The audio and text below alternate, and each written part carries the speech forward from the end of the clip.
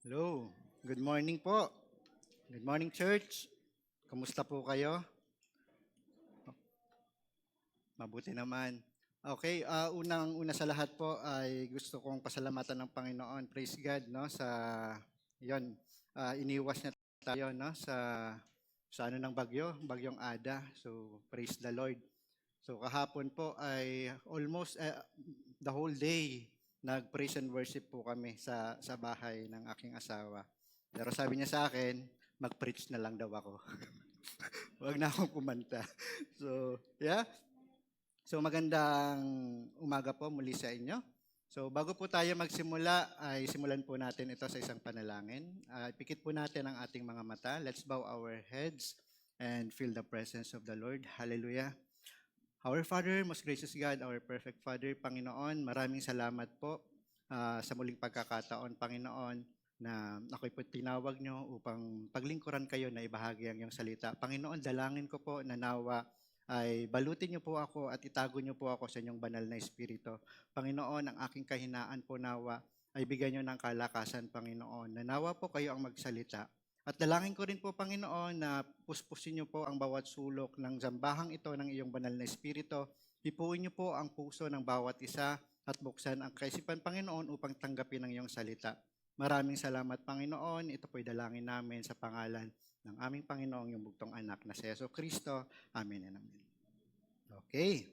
So, magandang umaga po muli. So, ang aking pong topic ngayong araw ay tungkol sa isang batas, law, God's law. So, unang-una, ano po ba yung law? Okay, yung law po ay batas ng Diyos na ginawa niya upang ingatan ang kanyang buong sambahayan. Okay? So ito po ay ginawa ng Panginoon upang pagkaingatan niya ang kanyang bayan. So ito po pala ay bunga ng kanyang pag-ibig. So ang law po ay love. Ngayon ay ang ituturo niya po sa atin ay yung kanyang greatest command. So ano po ba yung greatest command? So ang topic po natin, ang title is Love That God Requires. Ano to? The Greatest Command. The Greatest Commandment, nasa Matthew 22 verse 37. Next slide please. So sabi po rito, Matthew 22 verse 37 to 38. Jesus replied, love the Lord your God with all your heart and with all your soul and with all your mind. This is the first and greatest commandment. So, ito po yung pinaka mahalagang utos na ibinigay sa atin ng Panginoon. So, ito, bago po ito ibigay ng Panginoon, sinusubok po siya rito. Pero, out of 613 law, hindi po siya nagbigay ng isang law na nagsiset ng rules, kundi isang law na para i-reveal yung kanyang pag-ibig. So, relational. Ito po yung ibig ng Diyos na iparating sa atin ngayong araw. So, ang pinakasentro ng batas ng Diyos, walang iba kundi pag-ibig, love. So, para mas madali po natin ito tandaan, gumawa po ako ng acronym, mahilig po ako sa acronym, no, na love. Okay, yan. L stands for love the Lord. O, offer your whole heart to the Lord. V, value God with your soul. And E, engage your mind. So, gusto ko po itong simulan. Love. Ano ba yung love? Love the Lord. Next slide, please. Mahalin mo ang Panginoon mong Diyos ng buong puso mo, buong sarili mo. No? So, gusto ko itong umpisahan sa isang kwento. Nung fourth year po ako, meron po akong kaklase na idol niya si Robin Padilla. Okay, ma-influensya itong kaklase kong ito nung fourth year kami kasi meron siyang katungkulan sa school namin. Pero idol niya si Robin. As in, at malapit lang yung upuan namin at kaklose ko to, kaibigan ko po ito. Pati pananalita, memorize niya nga yung mga dialogue ni Robin. Okay? Mahal kita, Manila boy. Mga ganun. So, pati pananamit, pati po yung pantalon. Yung time namin, merong lawlaw ang pantalon, siguro yung mga 90s, ano. Pero siya, talagang yung Yung fit na fit, yung talagang Robin na Robin. Pati pagkilos niya, Robin na Robin. Pati pananalita. At yun nga lang, pati action. Talagang siga to. Astig po talaga to. So, minsan pag break namin, pag recess namin, isoy tayo. Ayan, na-reveal na. Yung isoy, Yossi. So, yun. So, at the very young age, na-influencean ako sa ganong pamamaraan. Ano? Umabot pa nga sa punto na, na napatrouble kami. Kasi nga, siga, astig-astig. Pero, yun, bakit ko na ikwento to? Kasi minsan pag nagkikwentuhan kami, magsabi ka na against kay Robin, ay magagalit talaga. So, ganun po siya. No? Ganun yung pag-idol niya kay Robin. Alright. So, bakit nakwento ko to mga kapatid? So, in the same way po, ganun din po. Bakit pinakita ito sa akin ng Panginoon? In the same way, pinakita niya sa akin, kailangan po ay ganun din tayo sa Panginoon. Dapat po kung paano natin tingnan ang Panginoon, paano natin ibigin ang Panginoon, kailangan po ay mag-reflect sa atin. No, paano tayo magsalita, paano tayo kumilos, paano tayo manamit, no? So, kailangan po ito ay makita sa atin, no? At magalit din tayo sa kinagagalitan ng Panginoon. Kung nagagalit siya sa kasalanan, magalit tayo sa kasalanan, iwasan natin ang kasalanan. Kung saan siya nalulugod, malugod po tayo. At alam natin kung kanino nalulugod ang Ama, sa ating Panginoong Hesukristo. At nawa, ang bawat isa ay magkaroon din ng kaluguran sa ating Panginoong Hesukristo. Ano po? So, examine our worship. Is God is the center of our worship? Sa Kanya ba tayo nakatuon? Sa Kanya ba tayo nakafocus? Mga salita niya ba yung lumalabas sa bibig natin? Yung kaisipan ba natin ay dumadaloy sa kaisipan na nanggagaling sa Kanya? Amen.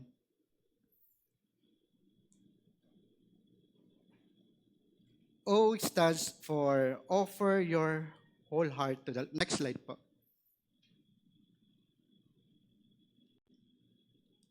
Next slide po. Next slide na. So offer your whole heart to the Lord. So sabi po rito, love your God with all your heart. So ng buong puso, i-offer po natin, ihandog po natin sa Panginoon ang puso natin, no? At alam po natin, ang puso natin, ito yung sentro ng pagkatao natin. Dito umiikot yung emosyon natin, no? Dito tayo nakakaramdam ng takot, nakakaramdam ng alinlangan, pagdududa, no? So, ang puso po natin, ialay natin sa Panginoon. Sapagkat ang makakapagpabago lang ng puso natin, walang iba kundi ang Diyos. Hindi po natin kayang baguhin yan sa sarili nating kalakasan. Ang Diyos po ang magbabago ng puso natin. Kapag inialay po natin ito sa Kanya, ang sabi ng Panginoon, I will give you a new heart. I will take from you your heart of stone, and I will give you the heart of flesh. So itong heart of flesh na to, walang iba na ilalagay niya, ang iukit niya rito, ang pangalan ng ating Panginoong Hesukristo. Siya po ang tinutukoy ng Bible na heart of flesh. Ang kanyang pangalan, iukit niya rito, at ang kanyang mga alituntunin. Lahat ng gusto niyang ipagawa sa atin ay siya ang gagalaw para sa atin. Kaya kailangan po na ialay natin ang ating puso sa ating Panginoon. Ayaw po ng Panginoon yung half-hearted love, no? Hindi po yan biblical. Diyan po nagkakaroon ng mga sinasabing lukewarm faith, lukewarm Christian. So parang sala sa init, sala sa lamig. Sumasamba lang tayo pag okay. Pero pag medyo hindi na maganda yung nangyayari, nagdududa na tayo, at minsan hindi na tayo nag-worship, no? Tumatalikod na tayo sa Panginoon. Hindi po ganoon ang gusto ng Panginoon. Kailangan po ay ialay natin yung buong puso natin sa ating Panginoon, no? So parang ganito lang po. Paano ba natin ito magagawa? Etong cellphone ko, lumang cellphone to. Marami ng application to. So kapag marami na pong application nandirito, no, lalo na maraming nakabukas, bumabagal na po ang pag-respond ng cellphone na to kung saan gusto natin buksan. No? In the same way, ganun din po nangyayari sa atin. Kapag divided po yung puso natin between God at dun sa idolatries or dun sa mga desire natin, yung mga will natin, bumabagal ang pag-respond natin sa Panginoon. Kaya ang nangyayari ay hindi tayo kaagad-agad tumutugon sa panawagan ng Panginoon.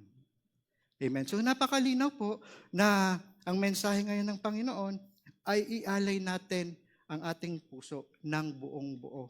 Ayaw ng Panginoon na meron siyang kahati. Ano po?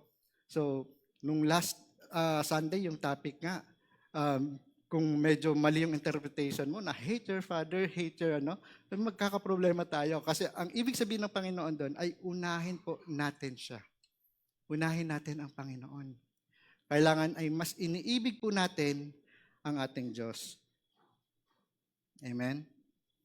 Sapagkat kapag nandirito po ang kanyang pangalan, nandirito ang kanyang alituntunin, meron pong gagabay sa atin. Meron po akong isang gustong ikwento sa inyo. Merong isang ama, believer po ito, na pagka-uwi niya sa bahay, pagkatingin niya sa CR, ang puti. Ano ba to? Parang sira na yung mata, sabi ng ama. Tapos sinawag niya yung kanyang asawa. Pwede mo tingnan kung anong nangyayari dito sa CR kasi parang sira yung mata ko. So, sabi nung nakababatang kapatid, yung bunso, sabi doon sa ama, nako, si kuya, nag-vape. So, ngayon yung ama, galit na galit. Galit na galit kasi bakit? Yung ama po, matagal na nakabandage yung sarili niya sa vices. So, nagalit siya. Pero sa sobrang galit niya, merong mensahe ang Panginoon. Sabi dun sa ama ng Panginoon, kumalma ka. Alalahanin mo yung fruit of the Holy Spirit, self-control, kind, gentle. At huminahon po yung ama. Pumunta siya doon sa table nila, sa kainan, at kakain na sila noon. At nanalangin. At after noon, ay tinawag yung kanyang anak. Nak, punta ka rito. Nung pinaupo niya yung kanyang anak, ay pinaamin niya. Nag-vape ka ba? Yes or no? Sabi ng anak, opo. So umamin siya. Sabi ng ama, galit na galit ako.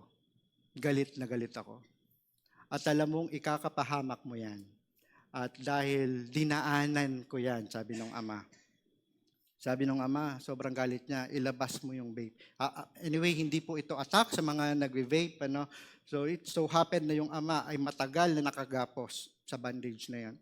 Binigay po yung vape at kinuha ng ama at sinira niya ito. At sabi niya, umupo ka sa tabi ko. Takot na takot yung bata, umupo siya. At tumayo yung ama at ipinatong yung kanyang kamay at pinanalangin yung kanyang anak. At doon nagsimula na humagulhol yung kanyang anak at humingi ng tawad. Patawarin mo po ako, patawarin mo po ako. At sabi ng ama, pinatatawad na kita, huwag mo nang uulitin yan. At yung ama ay dumiretso sa kanyang silid at nanalangin. At meron siyang natanggap na mensahe. At ito yung kanyang mensahe. Ito yung natanggap niyang mensahe galing sa Holy Spirit. In the same way, ganun din ako sa inyo. Ganun din ang Diyos sa atin. Na kapag merong utos na ibinigay sa atin at sinuway natin, ay galit na galit ang Diyos. Nag-aalab ang kanyang galit sapagkat ayaw niya ni isa sa atin ang mapahamak. At sisirain niya ang mga anumang bagay o tao man o kung ano, ay ilalayo niya upang kayo ay hindi mapahamak. Yan ang mensahe ng Holy Spirit sa kanya. Ngunit, iniibig pa rin tayo. Galit siya sa kasalanan, hindi doon sa gumawa ng kasalanan. At pagkatapos nun, ay nananalangin pa rin ang ating Panginoong Jesucristo. He is our high priest. Na kapag tayo nagkakasala, siya po ay nananalangin para sa atin sa Ama. Upang tayo ay patawarin. So, ganun yung mensahe na natanggap ng amang yon. So, grabe po, no? So, just imagine, kung yung amang yon ay walang guidance mula sa Holy Spirit, sa salita ng Diyos, at hindi niya alam ang gagawin niya, baka yung anak niya isang rebelde, ibang rebelde na at alam mo yun, nagkaroon sila ng matinding away, hinanakit, at nagkaroon ng separation, yung relationship ay nasira. Ayun yung gusto ng kaaway. No? Kaya tinutulak, binibiktima ang bawat isa na gumawa ng kasalanan. So mga kapatid, lahat po tayo biktima lamang. Lahat po tayo ay may kahinaan. At lahat po tayo ay nangangailangan ng gabay ng Panginoong Hesukristo. Kaya ang mensahe ngayon ng Panginoon ay ialay natin ang buong puso natin sa Kanya. Ibigay po natin ito sa Kanya. Nang sa ganoon po, ay ilagay niya ang Kanyang pangalan at iukit niya lahat ng alituntunin sa puso natin. At kapag nandoon tayo sa sitwasyon na hindi natin alam kung anong gagawin natin, siya mismo ang gagawa po ng paraan upang gawin natin ang Kanyang kalooban. Amen? So, napakabuti po ng Panginoon. So question, sa puso po natin, sino ba ang rivals ng Panginoon? Sinong competitors niya? What competes for my heart? Career? Yung comfort natin? No? Ayaw natin lumabas sa comfort zone natin. Kasi bakit? Mape-persecute tayo. Believer ako, Lord, pero dito lang ako, ayaw ko ma-persecute. Ayaw ko lumabas sa comfort zone ko. Pero tinatawag tayo ng Panginoon. Bawat isa ay merong panawagan ng Panginoon. So, yung comfort ba, ayaw nating iwan? Okay lang, okay na ako dito. Kayo na lang, may skill ka dyan. Hindi po, ang skill po, ang nagkakaloob ang Panginoon. Ialay lamang natin ang ating kahinaan sa Diyos at siya magbibigay sa atin ng kalakasan. Yung relationship natin, yun ba? Yung mas ano yung puso natin napupuno or yung success na gusto nating abutin, gusto nating kunin, no? Yung success sa mundong ito. So, mga kapatid, examine our heart kung ano po yung nasa loob natin. Ano po ba yung pinaka iniisip natin? Ano yung pinaka takot tayong mawala? Ano yung sa puso natin na takot tayo na mawala? Meron pong isang panalangin sa si King David, ang sabi ni King David, "Huwag mo akong suwayin sa iyong harapan, Panginoon, at huwag na huwag niyong babawiin ang iyong espiritu sa akin." Yun po yung panalangin ni King David. Takot siyang mawala yung espiritu ng Diyos sa kanya, yung presensya ng Diyos sa kanya. So in the same way, nawa, ang puso po natin ay merong ganong pakiramdam na matakot tayong iwan ng presensya ng Diyos. Amen? Ask God to remove rivals and reclaim the throne of your heart. Hingin po natin ito sa Panginoon. Itaas po natin sa Panginoon. Panginoon, anuman po ang nag-occupy ng puso ko, nawa Panginoon, kung ito po hindi nakalulugod sa inyo, tanggalin niyo po ito Panginoon. At nawa po, kayo po ay niimbitahan ko na umupo sa sentro ng aking puso. Nawa Panginoon, kayo po ang umangkin ng pusong ito. Amen? Yan po ang mensahe ng ating Panginoon. Submit, offer our heart fully to the Lord without reservation. Next is V. Stands for value God with your soul. Value God with your soul. First thing, ano po ba yung soul? Ano po ba yung kaluluwa? Minsan, madami na ako confused dito. Ano yung soul? But may spirit, no? So, to define the soul, ito po yung kamuwangan ng ating pagkatao. Ito po yung may senses, nakakaramdam. Yung 5 senses, ito po yung soul natin. Kapag ang katawan natin ay iniwanan ng soul natin, kahit pakurutin mo yan, kahit patapikin mo yan, wala nang pakiramdam yan, patay na yung katawan na yan, sapagkat wala na yung kanyang kaluluwa. So sa makatuwid, ang kaluluwa ay yung senses natin, ang nakakakita, ang nakakakinig, ang nakakarinig, ang nakakaramdam. No? Ang nakakaamoy and everything, yan po yung nararamdaman natin, that's our soul. Naaalala nyo po yung nangyari sa mayaman nung namatay? Naaalala niya pa na meron siyang mga kapatid na nararamdaman niya ganong hirap ng kalagayan niya. Nararamdaman niya yung uhaw niya dahil sa kanyang kalagayan, sa sobrang init ng kanyang kinalalagyan. Yun po yung kanyang soul. Napunta doon yung kanyang kamuwangan. At yan po yung kaluluwa natin. So dito po, ang tinuturo ng Panginoon, love your God with all your soul. Yung buong pagkatao po natin ay ipagkaloob natin sa Panginoon. Yung tinitingnan ba natin, ay nakikita natin, ay yung mga bagay na tangible, visible, na siyang nagbibigay ng pagkabulag natin. Hindi natin nakikita yung mga makalangit na bagay, yung mga spiritual things. No? Sabi ng Panginoon, set your mind on things above and not on earthly things. Ituon po natin yung ating paningin sa mga makalangit na bagay. So, ibig sabihin, yung buong senses natin, ialay po natin sa Panginoon. Yung ginagawa po natin. Kung teacher ka, gawin mo po yung trabaho mo na merong Kristo sa'yo. O anumang klaseng career meron ka, ay gagawin po natin yon sa pamamagitan ng pagkilos ng ating Panginoon, ng ating banal na Espiritu sa ating buong pagkatao, ng buong kaluluwa with all our soul. Na po?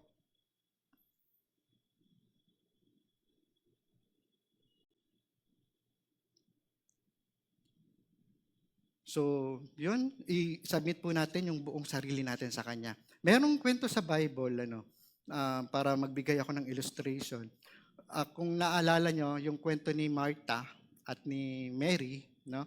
Nung nagkwekwento at nangangaral si Jesus, ang ginawa po ni Maria ay umupo doon sa paahan ng ating Panginoong Hesukristo at nakinig siya sa mga salita na itinuturo ng ating Panginoong Hesukristo.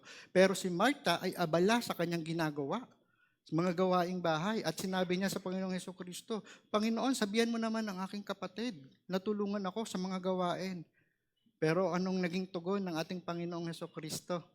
Martha, Martha, masyado kang abala. Tama ang ginawa ni Maria. Naupot nakinig siya sa salita. Samantalang ikaw ay abalang-abala sa iyong mga gawain. So in the same way, ganun din yung nangyayari sa atin, di ba? Kaya nahihirapan tayong tumugon sa panawagan ng Panginoon dahil abalang-abala tayo sa ginagawa natin. Abala tayo sa business natin, abala tayo sa pag-aaral natin, abala sa kung ano man ang binibigay ng mundong ito sa atin. Kaya hindi tayo makatugon sa panawagan ng ating Panginoong Hesukristo. Si Maria, sinabi niya, tama ang ginawa ni Maria. Si Maria din po ang naglagay ng pabango sa paa niya na tanda ng paggalang at pagmamahal niya sa ating Panginoong Hesukristo. Nasabihan na ba kayo ng OA na sobrang pagbasa nyo ng Bible, pag-aaral nyo, sasabihan na, okay lang magbasa, wag naman yung sobra. Mga kapatid, wag po tayong pa-apekto sa ganoon. Katulad ni Maria, nakatuon po ang kanyang focus sa salita ng Panginoon. Sapagkat po, ang karunungan ay nagsisimula sa salita ng Diyos. Yun po yung totoong karunungan.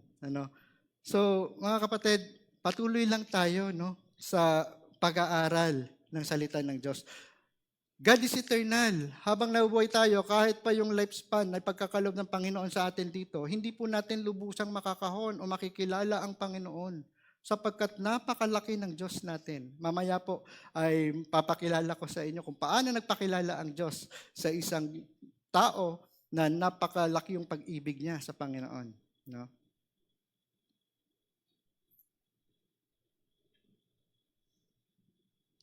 So kapag tinatawag po tayo ng Panginoon, so with all our soul, we have to put down everything. We have to put down everything and follow Jesus. Sumunod po tayo sa Kanya. Katulad po ng pagtugon ni Peter, no? Si Peter, tinawag ng Panginoong Hesukristo, iniwan niya yung lambat at sumunod sa Panginoong Hesukristo at naging fishers of men. So in the same way po, lahat po tayo ay may panawagan na tayo po'y sumunod at magbahagi ng gospel. Kung nasaan man po kayong circle, nasaan industry man kayo, nawa po ay magiging liwanag tayo at asin sa lugar na kung saan tayo tinawag ng Panginoon. At maibahagi po natin ang pag-ibig ng Diyos. Offer your life daily to God, living not for yourself, but for Him. Ang kwento po natin dito sa mundo ay hindi po sariling kwento natin. kundi kwento ng Diyos sa buhay natin. Yun po yung pinaka-idea talaga na yung kwento ng buhay natin ay kwento ng Diyos. Hindi po natin sariling kwento yan. Kung walang kwento ang Diyos sa buhay natin, walang kabuluhan ang buhay natin sa mundo. Amen? To live is Christ, to die is gain, sabi ni Pablo. E stands for engage your mind. Love your God with all your mind. Ng buong pag-iisip. So tinawag po tayo ng Panginoon, no? God calls us to love Him intellectually. So, yung karunungan pong yon ay magmumula sa kanyang salita. So, ang karunungan ay nagmumula sa takot sa Diyos at pagsunod sa Kanya. So, faith comes from what we have heard. So, kung hindi po natin pakikinggan ang salita ng Diyos, kung hindi po natin aaralin ang salita ng Diyos, saan po magmumula ang pananampalataya natin? So, kailangan po ay punuin po natin ang ating isipan ng salita ng Diyos. Sabi nga po sa Roma, chapter 12, verse 2, do not conform any longer to the pattern of this world. Instead, be transformed by the renewing of your mind. Then you will be able to test and approve what God's will is. His good, pleasing, and perfect will. Wow, napakaganda pala ng will ni Lord. Pero marirealize lang natin ito, ma-acknowledge lamang po natin ito kapag finil in po natin yung mind natin ng kanyang salita. At makikita at marireveal po ng Panginoon sa atin kung ano yung perfect plan niya. Dahil ang nakikita po natin ngayon ay yung spiritual na inihanda niya sa atin. No? Sabi nga, no eye has seen, no ear has heard, no mind has conceived, but the Lord has prepared to those who loved Him. Pero yung sunod na verse doon, yung Spirit ang makakakita. Ngayon, kung buhay yung Espiritu ng Diyos sa atin, ay nakikita na natin, excited na tayo sa inihanda ng Diyos. No? So, kailangan lang po natin magtiwala sa Panginoon. Trust in God and trust also in Jesus. In my Father's house, there are many rooms, sabi ni Jesus. I will go there to prepare a place for you. And if I go there to prepare a place for you, I will come again to take you to the place also where I am. Dadalhin tayo doon ng ating Panginoong Jesucristo sa lugar na kung saan inihanda niya para sa mga umiibig sa Kanya. Take note po sa mga taong umiibig sa Kanya, yung umiibig lang sa Panginoon. Amen? So mag-aral po tayo na mag-aral ng salita ng Panginoon, huwag po tayong magsawa. Parang katulad lang po yan ng isang estudyante na yung pag-aaral ay hindi nagtatapos sa 4 na sulok ng kwarto. Paglabas niya, mag-aaral pa rin siya. Actually, yung anak ko, naisahan ako na ito. Kasi yung anak ko, grabe mag-aral, no? Tapos sabi niya sa akin, Dada, pag nakapasok ba ako ng top 10 sa buong batch namin sa school, may reward ba ako? Sabi ko, syempre, oo naman. Meron. Tapos, instant, sinend niya kagad sa akin, kasali pala kagad. Sabi ko, naisahan mo ako, na-scam mo ako. Pero doon po, malalaman natin na yung pag-aaral, kung tuloy-tuloy yung pag-aaral natin, talaga pong madami at talagang makikita ito sa atin. Amen? So, puspusin po natin ang ating isipan ng salita ng Diyos. Are you feeding your mind more with social media? So, ito po yung rivals din ng Panginoon. Social media, ano pa ba, Netflix, o kung ano ba na kinalilibangan natin, hobbies natin, minsan games, no, mga online games, mga kabataan, or even yung career na doon na tayo nakafocus, yun yung pinakamalaga sa atin. Kaya minsan, nakakaligtaan na natin na kahit 30 minutes lang isang araw, o 15 minutes nga lang isang araw. Kung audio Bible, ang bilis nun, makakatapos ka ng madami. Amen. So, ano po ba yung nasa isip natin? Ano po ba yung reference natin sa buhay? Salita ba ng Diyos? Sa mga desisyon natin, mga may gagawin tayo, ano po ba yung unang kinoconsult natin? Bible ba? Word ba ni Lord? Or ang mundo. Amen? So even pa na ang kapalit nito ay sacrificial, willing ba tayo, no? Na sundan yung decision natin, even na merong masa-sacrifice. So commit to loving God by renewing your mind through His Word. Sapagkat yun lamang po yung magagabay sa atin, no? Upang matahak natin ang perpektong kalooban ng Diyos. Meron pong isang character sa Bible na labis ang pag-ibig niya sa Diyos. At pinagmalaki po ito ng Panginoon. Ito po si Job. Si Job, nung merong pagtitipon sa kalangitan, nandun din si Satanas at tinanong siya ni God, ni Yahweh. Saan ka galing? Sabi ni Satan. Pumupunta't parito ako. Sabi ni Yahweh, nakita mo ba ang aking lingkod na si Job? Wala siyang katulad. Natatangi si Job. Bakit natatangi siya? Ano yung karakter na meron si Job? Sabi ni Yahweh, siya ay mabuting tao, sumasamba sa Diyos, at umiiwas gumawa ng masama. Wow. So yun pala yung kinalulugaran ng Diyos, no? So kung gusto natin na ipagmalaki tayo ng Panginoong Jesucristo, yun yung character, no? Mabuting tao, sumasamba sa Diyos, at umiiwas gumawa ng masama. Yan po si Job. Pero sabi ni Satanas, kaya lang siya sumasamba sa iyo dahil binibless mo siya. Pero subukan mo na alisin yung lahat ng pagpapala mo sa kanya. So sabi ni Yahweh, sige, wag mo lamang siyang sasaktan o papatayin. So to make it short, ang nangyari kay Job, lahat ng yaman niya po, napakayaman ni Job. Isa po yung pinakamayamang tao sa silangan ng panahon. No? Ang yaman niya, anong yaman niya? Meron siyang 7,000 na tupa, 3,000 na kamelyo, 500 na pares na baka, 1,000 in total, at meron siyang maraming alipin. Meron siyang 7 lalaking anak at meron din siyang 3 babaeng anak. At in an instant, lahat ito nawala. Hindi pa tapos, yung isang mensahero may darating hanggang nabalitaan ni Job. Nawala lahat ng alaga niya, nawala pati yung mga anak niya namatay. Wow, grabe. Kung sa atin ito mangyari, paano kaya? Pero si Job, alam niyo ba yung naging tugon ni Job? Sabi ni Job, pinunit niya yung kanyang damit noon, nag-ahit siya ng buhok. Ang sabi niya, ang Panginoon ang nagbigay, ang Panginoon ang nagbawi. Purihin ang pangalan ng Panginoon. Wow. Yun po yung naging tugon ni Job. Hindi niya itinakwil ang Diyos kahit sa matinding pagdurusa. So ganun po yung pagtitiwala niya sa Diyos. Ganun po yung pag-ibig niya sa Diyos.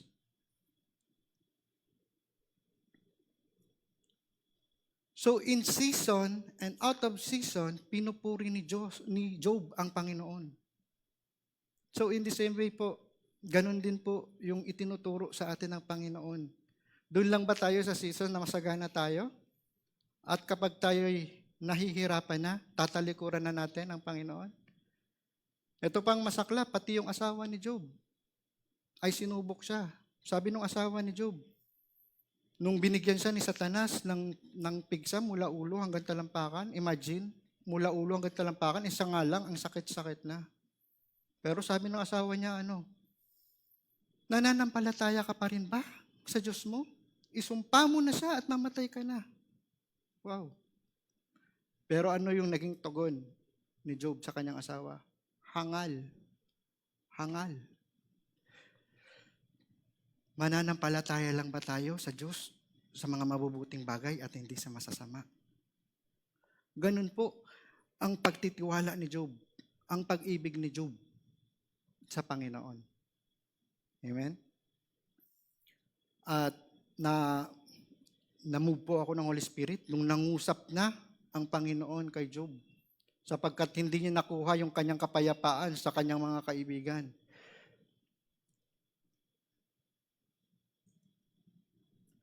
Doon sa 3 niyang kaibigan na pinupush na merong lihim na kasalanan si Job. Nagkasala ang kanyang mga anak. Pero nung nagsalita na ang Panginoong Hesukristo kay Job, anong sinabi niya? Anong sinabi ni Yahweh? Nalalaman mo ba ang pundasyon ng mundong ito kung paano ito naitayo? Ikaw ba ang nagbigay ng utos sa karagatan na hanggang dito lang sila, ang kanilang alon? Nalalaman mo ba kung saan dumadaan at gumuguhit ang kidlat? Nakarating ka na ba sa pinakamalalim na parte ng karagatan? Naabot mo na ba ang pinakatuktok ng bundok? Alam mo ba kung sinong nag-aalaga at nagbibigay ng pagkain sa mababangis na hayop? Lahat ay ipinakita ito ng Panginoon. Ang kanyang kaisipan na hindi marurok ng kaisipan ni Job. At ang naging tugon ni Job, wala na po akong masasabi. Narinig ko na po ang iyong salita at tatahimik na lamang ako. Ganon ang puso ni Job, no? Na pinakita ng Panginoon ang paglikha, kung paano ito ginawa, no? Ang kanyang pag-ibig, ipinakita ng Panginoon sa kanya, ang kung paano iniingatan ang bawat isa. So hindi man natin, mga kapatid, maunawaan ng lubos kung ano ang ginagawa ng Diyos. Nakasulat din po yan. His ways are higher than our ways. His thoughts are higher than our thoughts. Hindi po natin kayang marurok yun. Katulad ng ipinakita niya kay Job. At ang naging tugon niya na lamang ay tatahimik na siya. At nagsisisi po ako. Ayun yung mahalaga ang ginawa ni Job. Nagsisisi po ako. Si Job po ay napakamatuwid na tao. Araw-araw po ay nagbibigay siya ng alay para sa kapatawaran ng kanyang sarili at ng kanyang mga anak. So in the same way po, ganun din po ang kalooban ng ating Panginoon. Though hindi natin nauunawaan kung ano ang ginagawa ng Panginoon minsan sa buhay natin, magtiwala po tayo sa Kanya. Magtiwala po tayo sa Panginoong Hesukristo sapagkat alam niya po kung ano ang perfect will niya para sa bawat isa. Amen. Sabi ni Job, ako'y nagsasalita ng mga bagay na hindi ko nauunawaan. Nagsisisi ako at nagtitiwala ako sa Diyos ng lubusan. Amen. At alam niyo po kung ano yung ending ng kwento ni Job. Ibinalik ng Panginoon lahat ng nawala times 2 pa. Minultiply pa ng Panginoon. Amen? So mga kapatid, be steadfast sa ating pananampalataya. Kapit tayo sa ating pananampalataya sa ating Diyos. So minsan nanghihina tayo, minsan nag-question tayo, nagtatanong tayo. Pero at the end of the day, balik tayo sa Panginoon. I-submit pa rin natin yung ating sarili ng buong buo with all our heart, with all our soul, with all our mind. Lord, here I am. I am yours.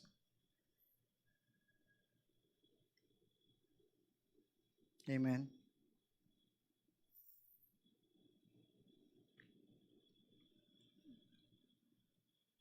So, recap lang po. Next slide, please. Love the Lord. Love the Lord your God.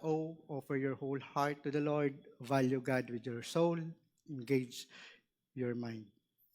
At gusto ko pong tapusin ito sa isang personal na testimony ko. Kung paano ako nag-respond sa pag-ibig ng Diyos. Meron akong, pag-area ko noon, meron ako nakasabay na isang ahente. Tinanong niya ako, sabi niya sa akin, kasi Christian din ito. At meron pala itong malungkot na experience sa church nila. Sabi niya sa akin, bro, bakit andyan ka pa rin? Bakit andyan pa rin yung faith mo? Bakit naglilingkod ka pa rin? Nag-share ka pa rin? Kasi alam niya, mag-share ako eh. Sumabay siya eh. So, sabi ko, kasi naunawaan ko yung pag-ibig ng Diyos eh. So, bago ko po ilahad kung paano ko nakilala ang pag-ibig ng Diyos, dito muna po tayo sa nagtanong sa akin. Sabi ko sa kanya, bakit? Kumusta spiritual mo? Kumusta ka? Tinanong ko siya, kumusta ka? Di na ako nag-church. Ha? Bakit? Kasi na-disappoint ako sa church namin eh. So, ibang church po ito. Sabi ko, bakit ka na-disappoint? Kasi yung church leaders namin may nagawa, ganito, ganyan, ganyan. Ikaw, hindi ka ba na-disappoint? Sabi ko, bakit? Bakit ako na-disappoint? So, sinabi ko sa kanya, kasi nakatuon ako, hindi lang doon sa leaders namin, kundi doon sa aking Panginoong Kristo. Tinanong ko siya, maaari ko bang malaman bakit na-disappoint ka sa church nyo at sa leaders nyo? Kasi meron akong in-invite noon, may activity kami. Pagkatapos, parang may pinipili lang yung mga leader namin. Parang merong tinatangi lang. Parang ako yung nahiya. Sabi ko talaga, eh, pwede mo ba ibigay sa akin in details yung pangyayari? So, sabi sa akin, hala lang, meron lang silang pinipili. So, yun lang yung sinabi niya, may tinatangi lang sila. So, wow, nakakalungkot po. Nakakalungkot. So, yun, nag-explain po ako sa kanya at nagpaliwanag din. Pero ang nakakalungkot po ay ganong pangyayari. Sabi ko, bumalik ka sa simbahan, no? Kaya maghanap ka ng ibang church, no, na palalakasin ka, na yung Bible-based na church. Sabi niya, siguro saka na. So mga kapatid, nakakalungkot po, no, na merong ganito na nangyayari. Christian din po yun, Christian church din, pero ibang denomination. Pero mga kapatid, ang simbahan po ay para sa lahat, walang tinatangi. Di ba? Ang Panginoong Kristo, nung nakita ng mga Pariseo na nakikikain sa mga makasalanan, tinuturing na makasalanan ng mga Pariseo, bakit ka nakikikain sa kanila? Ang sinabi ng Panginoong Kristo, siya ay napapunta rito para sa mga makasalanan. Ang doktor ay nangangailangan, ang may sakit ay nangangailangan ng doktor. Pero ang nakakalungkot po doon sa simbahan na yon, nung pinanggalingan, ay nape-persecute yung member mismo. So, nawa po ay hindi mangyari sa atin. Nakakalungkot po yung nangyari doon sa naisabay kong ahente at pinagpipray ko na sana'y makabalik siya. Ang simbahan po ay para hindi sa mga perpektong tao, kundi sa mga makasalanan. Lahat po tayo ay may flaws, lahat po tayo ay may kasalanan. At tayo po'y lahat tinatawag ng Panginoon upang tawagin tayo dito sa panawagan niyang batas na ito, na ibigin natin ang Diyos ng buong puso natin, buong kalakasan, at buong kaluluwa natin. Amen? So, kwento ko, ito po yung kwento ko kung paano patuloy ako na umiibig sa Diyos at naglilingkod sa Kanya. Ang Panginoon po ay nagpakilala sa akin sa pamamagitan ng bato. The Rock. Yung The Rock concert. Yung naalala niyo pa po. Doon po siya sa akin nagpakilala. At lately po ay merong wisdom na pinagkaloob sa akin ang Holy Spirit about sa batong yon. At nung pag-attend ko po sa The Rock concert na yon, ay napakinggan ko yung magandang balita patungkol sa ating Panginoong Kristo. Yung pinako siya sa krus. At dahil sa labis na pag-ibig ng Diyos sa atin, ay inaalay niya ang kanyang buhay. At hindi ba kayo nagtataka bakit sinabi ni Jesus, ako'y nauuhaw? Ako'y nauuhaw. Pero siya ay nagdeklara, nagproclaim that I am the living water. Pero bakit siya nauuhaw? So balik po ako doon sa kwento ng bato. So yung mga Israelita po na naglalakbay noon ay uhaw na at nananalangin sila, tumihingi sila, bigyan mo kami ng tubig. Ngayon, grabing pressure kay Moises at kinausap siya ng Panginoon. Sabi ng Panginoon, kausapin mo ang bato at maglalabas ito ng tubig. Pero ang nangyari po ay pinukpok ni Moses yung bato dahil sa pressure galing doon sa mga Israelita. Pero nagbukas pa rin yung bato at lumabas yung tubig. At napawi yung uhaw ng mga Israelita. Si Moses po ay nangangahulugan ng law. Siya po yung nagre-represent ng batas. No? So si Moses, alam po natin lahat na siya po ay hindi nakapasok sa promised land. Sapagkat dahil doon sa kanyang ginawa, ang sabi ng Panginoon, hindi ka makapapasok sa lupang pinangako. Hanggang doon lang siya sa Jordan River, hindi siya nakatuloy. No? At ang nagatid sa mga Israelita sa promised land, walang iba kundi si Joshua. Si Joshua, ang equivalent niya po sa pangalan sa Hebrew ay Yeshua. Si Yeshua po ay si Jesus. Siya po ang nagatid sa promised land. Si Moises po ay hindi hanggang tingin lang. Yung tungkod po ni Moises ay nagre-represent po yun ng judgment of God, na siyang nagpumukpok sa bato. So kung titingnan po natin, ano ba yun? Parusa? Curse ba yun? Yun po isang propesiya na si Jesus po nakapako sa krus at yung judgment ng Diyos ay ipinatong sa ating Panginoong Hesukristo. Isaiah, we all like sheep have gone astray. Each of us has turned to our own ways, but the Lord has laid on Him the iniquities of us all. Ipinatong po ng Panginoong Hesukristo lahat ng kasamaan ng tao sa kalbaryo ng krus. At kaya siya nauuhaw dahil bumuhos yung tubig sa kanyang katawan para sa atin. At siya ang nauuhaw para sa atin. Yung mayaman, sa parabola niya ng mayaman at si Lazaro, yung mayaman po ay nauuhaw sa kanyang kalagayan. Ang Panginoong Hesukristo po ang nag-replace ng dapat tayo ang nandoon. Pero ginawa po ng Panginoong Hesukristo para sa atin ay in-exchange niya ang kanyang sarili, replacement para sa atin, upang tayo ay bigyan niya ng buhay na walang hanggan. At si Moises hindi nakapasok dahil ang batas ay hindi magdadala sa atin sa kaharian ng Diyos. Ang batas po ay ginawa ng Diyos upang maging guide natin, ang mag-lead sa atin. Katulad ni Moises, ang nag-lead siya, ang nag-guide sa mga Israelita. In the same way, ang batas po ang mag-lead sa atin, ang mag-guide sa atin patungo doon sa tamang daan para makapasok tayo sa kaharian ng Diyos. Ang batas po ang magdadala sa atin sa katotohanan at magbibigay ng buhay sa atin. The work God requires is this, to believe in the one He has sent. Ang maniwala at manampalataya sa kanyang sinugo. At ito po yung mahalagang ipinagagawa sa atin ng Diyos. So yung kautusan ay napakahalaga, banal, no? Lingid sa ating kaalaman na yung bangkay pala ni Moises ay hindi rin pinabayaan ng Diyos. Sa Jude 1 verse 9, nagkaroon ng pagtatalo si Satanas at yung pinuno ng anghel na si Michael, no? Sabi niya, sawayin ka nawa ng Panginoon. Nung nagtatalo sila, sinong kukuha sa bangkay ni Moises? Hanggang dulo po, tapat ang Panginoon. Amen? So, sa makatwid, mga kapatid, ito po yung mensahe ng Panginoon sa atin. Love our God with all our heart, with all our soul, with all our mind. Buong kalakasan, ibigay po natin sa ating Panginoon. At sa pagsunod dito, ito po ay magkahatid at magtatawid sa atin sa kaharian ng Diyos. Sa pamamagitan po ng ginawa ng Diyos at walang sino man makakagawa nito, ang trabaho po, ang gawain ng Kristo, ang maging alay sa ating mga kasalanan at magbigay ng buhay sa bawat isa.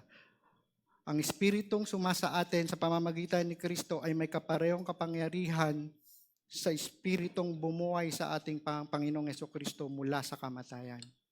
Indeed, Jesus Christ is the first fruit of those who have fallen asleep. At meron po tayong pag-asa na tayo din sa huling araw ay mabubuhay muli sa pamamagitan ng ating Panginoong Hesukristo at sa ating pananampalataya at paniniwala sa Kanya. Kaya wag na wag po tayong bibitaw. Patuloy po nating ibigin ang Panginoong Hesukristo. Patuloy po natin ibigin ang ating Diyos. Hallelujah. Let's bow our head and let's close in prayer. Hallelujah. Ama naming Diyos sa langit, maraming salamat Panginoon sa mensahe ninyo ngayon. Nawa Panginoon na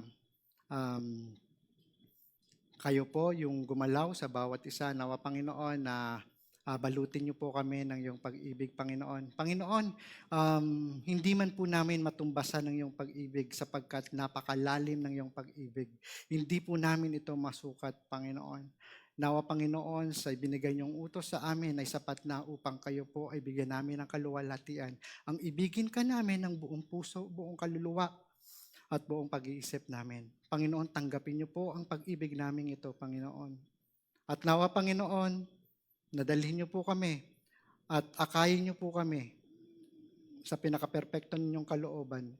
na kami bibigyan niyo ng buhay sa pamamagitan ng iyong bugtong na anak, aming Panginoong Jesucristo, at sa pamamagitan ng aming pananampalataya, kami po ay naniniwala at merong pag-asa na kapag nadakila na po ang iyong pangalan, ay kami magkakaroon ng buhay kasama kayo, ang Ama, ang Espiritu, at ang iyong bugtong na anak. And to Him who is able to keep you from falling and to present you before His glorious presence without fault and with great joy, to the only God, our Savior, be glory, majesty, power, and authority through Jesus Christ our Lord, before all ages, now and forevermore. Amen. Amen.